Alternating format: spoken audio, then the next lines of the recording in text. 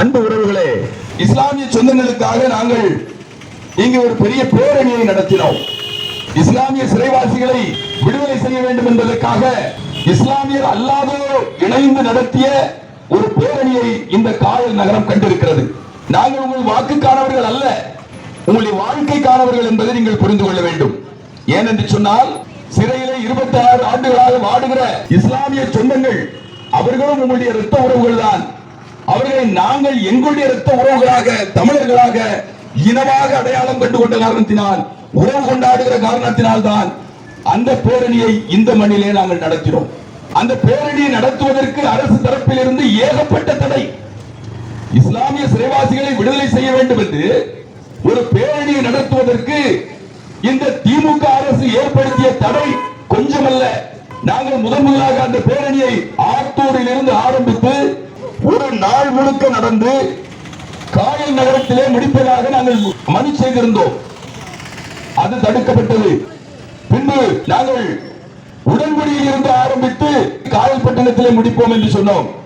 அதையும் அவர்கள் ஒத்துக்கொள்ளவில்லை. இறுதியாக நாங்கள் டிசிடபிள்யூ இருந்து ஆரம்பிக்கிறோம் என்று சொன்னோம். அதையும் ஒத்துக்கொள்ளவில்லை. கடைசியாக உயர் நீதிமன்றத்திலே நாங்கள் அனுமதி பெற்று அந்த பேரணியை நடத்தினோம். அன்பு உறவுகளே, நாங்கள் பழனி பாபாவை எங்கள் தலைவராக ஏற்றுக்கொள்கிறவர்கள். மதத்தால், மார்க்கத்தால் நான் கிறிஸ்தவராக இருந்த போதிலும் கூட என்னை பொறுத்தவரை நான் ஏக இறை கோட்பாடு உள்ளவன். ஏக இறைவனாம் சர்வ வல்லமை உள்ள அல்லாஹ்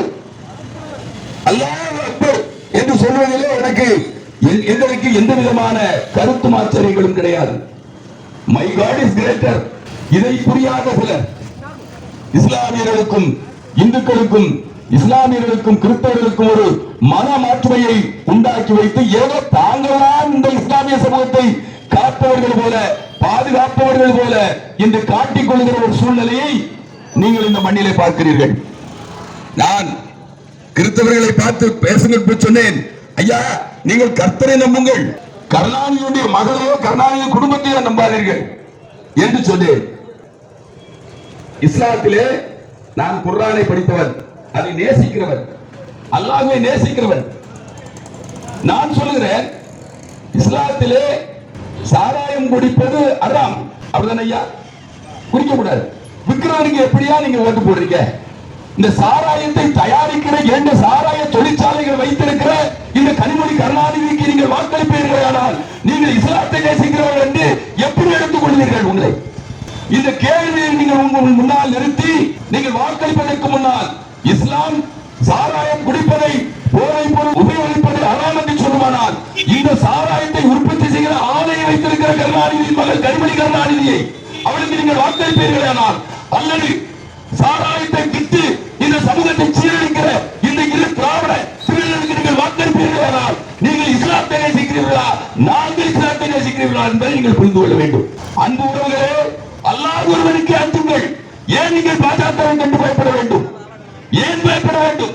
பாஜக வந்து என்கிற பூச்சாண்டியை காட்டி உங்களை ஏமாற்றிக் கொண்டிருக்கிற இந்த திருட்டு திராவிடர்களுக்கு நீங்கள் ஏன் பயப்பட வேண்டும்? அல்லாஹ் ஒருவனுக்கு நீங்கள் அழைத்துவீர்களா?